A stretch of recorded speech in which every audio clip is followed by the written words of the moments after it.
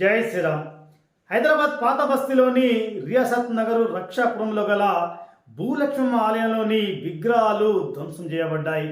ఈ విషయం తెలుసుకున్నటువంటి హిందూ సంస్థలు, హిందువులందరూ కూడా ఆ యొక్క స్థలానికి చేరుకొని నిందితులను కఠినంగా శిక్షించాలని చెప్పేసి నినాదాలు చేస్తూ ధర్నా చేపట్టారు. ఇక ఎవరైతే విగ్రహాలు ధ్వంసం చేశారో వారి కుటుంబీకులు బయటకు వచ్చి చెప్తున్న మాట ఏంటంటే, మా వాడికి మతి స్థిమితం లేదు, మతి స్థిమితం లేని కారణం చేత ఆ యొక్క విగ్రహాలు ధ్వంసం చేశాడు, దయచేసి వదిలేదని చెప్తా ఉన్నారు. ప్రతి ఒక్కరు కూడా ఆలయాలని ఉద్దేశపూర్వకంగా ధ్వంసం చేయడము, ఆ తర్వాత అక్కడి నుంచి ఆ విషయం నుంచి ఆ ప్రమాదం నుంచి తప్పించుకోవడానికి, ఆ కేసు నుంచి బయటపడడానికి చెప్పే ఏకైక మాట ఏంటంటే మతి స్థిమితము లేదు అని. మరి మతి స్థిమితం లేనటువంటి అంత ప్రమాదకరమైన వ్యక్తిని ఎందుకు జనాలు తిరిగినటువంటి ప్రాంతంలో మీ యొక్క నివాసాల్లో ఎందుకు ఉంచుకుంటున్నారు? ఆ యొక్క పిచ్చి హాస్పిటల్ లోపల ఎందుకు వేయట్లేదు, ఎందుకు ట్రీట్మెంట్ ఇప్పించట్లేదు? దేవాలయాల విగ్రహాలు కూల్చగానే ఎవరైనా అడగగానే కేసులు అవుతున్న ఉద్దేశంతో మతి స్థిమితం లేని చెప్తారే తప్ప, మరి మతి స్థిమితం లేనప్పుడు ఎందుకు మీరు ట్రీట్మెంట్ చేయించట్లేదు? అంటే దేవాలయాల విగ్రహాలు ధ్వంసం చేయబడ్డప్పుడు మేము మతి స్థిమితం లేని విషయం తెలియవస్తా ఉందా? పాత బస్తీలోని భూలక్ష్మమ్మ ఆలయంలో విగ్రహాలు ధ్వంసం చేసిన విషయం లోపల ఇంకొక వాదన తెరపైకి వచ్చింది. అందరూ కూడా ఇదే విషయాన్ని ప్రత్యేకంగా చర్చించుకుంటా ఉన్నారు. ఆ విషయం ఏంటంటే, తెలంగాణ రాష్ట్ర ముఖ్యమంత్రి రేవంత్ రెడ్డి గారు హైడ్రా ఆపరేషన్ పేరుతోటి భాగ్యనగర్ లోపల ఎవరైతే చెరువులు కబ్జా పెట్టి, ప్రభుత్వ భూములు కబ్జా పెట్టి అక్రమంగా కాలేజీలు కావచ్చు, నివాసాలు కావచ్చు, ఫామ్ హౌస్లు కావచ్చు, ఇలా ఏవి నిర్మాణం చేసుకున్నా ఖచ్చితంగా వాటిని తొలగిస్తామని చెప్పేసి వారు చెప్పడం జరిగింది.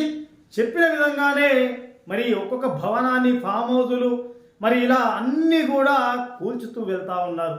ఇదే క్రమం లోపల ప్రతిపక్ష పార్టీలు కావచ్చు, హిందూ సంస్థల ప్రతినిధులు కావచ్చు, మరి మేధావులు కావచ్చు, ఇలా ప్రతి ఒక్కరు కూడా పత్రిక ముఖంగా, మీడియా ముఖంగా, సోషల్ మీడియా వేదికగా చెప్పే విషయం ఏంటంటే, రేవంత్ రెడ్డి గారు మీరు మరి ఫామ్ హౌజులు, బిల్డింగ్లు ఇవన్నీ కూలుస్తూ ఉన్నారు కదా, మీకు నిజంగా దమ్ము ధైర్యం ఉంటే మరి పాత బస్తీలో అసదుద్దీన్ ఓవైసీ ఏదైతే చెరువుని 70% ఆక్రమించి కాలేజీ ఇతర భవనాలు నిర్మాణం చేశాడో వాటిని కూల్చి మీ యొక్క నిజాయితీని నిరూపించుకోండి అని చెప్పేసి సోషల్ మీడియా వేదికగా అందరూ కూడా ఈ యొక్క వార్తని ప్రచారం చేస్తూ ఉన్నారు. దానికి సంబంధించినటువంటి చెరువులో ఏదైతే ఒక కాలేజీ మిగతా నిర్మాణం అన్నీ కూడా గూగుల్ శాటిలైట్ ద్వారా ఫోటో, చెరువు మధ్యలో ఉన్నటువంటి చిత్రాన్ని కూడా పోస్ట్ చేస్తూ వైరల్ చేస్తూ ఉన్నారు. ఇదే క్రమం లోపల కూడా రేవంత్ రెడ్డి గారు కూడా ఈ విషయంపై స్పందించినట్లు విషయం తెలియవస్తా ఉంది. అయితే ఎలాగూ రాష్ట్ర ముఖ్యమంత్రి కనుక ఈ యొక్క కాలేజీ నిర్మాణాలు కూలుస్తారు, రాష్ట్రం అంతటా ఇదే చర్చ జరుగుతూ ఉంది. ఎలాగైనా యొక్క చర్చని తప్పుదారి పట్టించాలి, జనాల యొక్క మైండ్ సెట్ని ఒక్కర మార్గం పట్టించాలి, జనాల దృష్టిని మరల్చాలక ఆలోచనతోటి కుట్రకి ప్రయత్నం చేసి పాత బస్తీ నుండి ఆలయం నుండి విగ్రహాలు ధ్వంసం చేశారు అని చెప్పేసి మాట్లాడుతూ ఉన్నారు.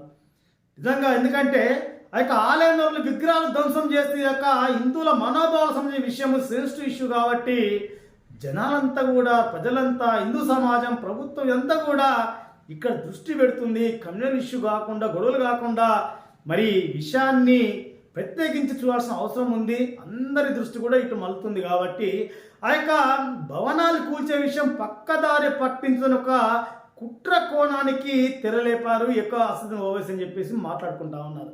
ఒకవేళ అది కూడా అయితే నిజమే కావచ్చు. ఎందుకంటే ఈరోజు అసదుద్దీన్ ఓవైసీ యొక్క బిల్డింగులు కూలుస్తున్నారని వార్తలు రానున్న నేపథ్యంలో మరి ఈరోజు పాత బస్తీలో హిందూ ముస్లింలు గొడవలు పెట్టాలని కమ్యూనిస్ట్ క్రియేట్ చేసి ఈరోజు ఇటువంటి ఘర్షణపూరిత వాతావరణాన్ని క్రియేట్ చేశారు.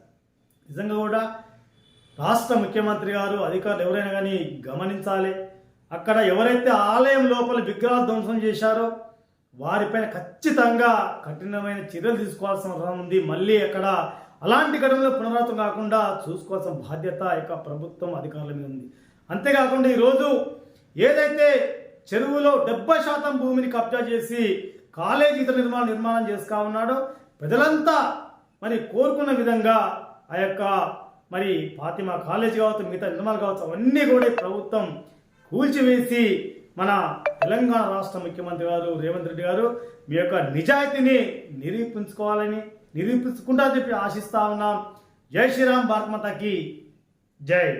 మా మాత భరత మాత, మా నీతి కృష్ణ గీత, గుండెల్లో రామనామం, అనువనుగుణ కాషాయం.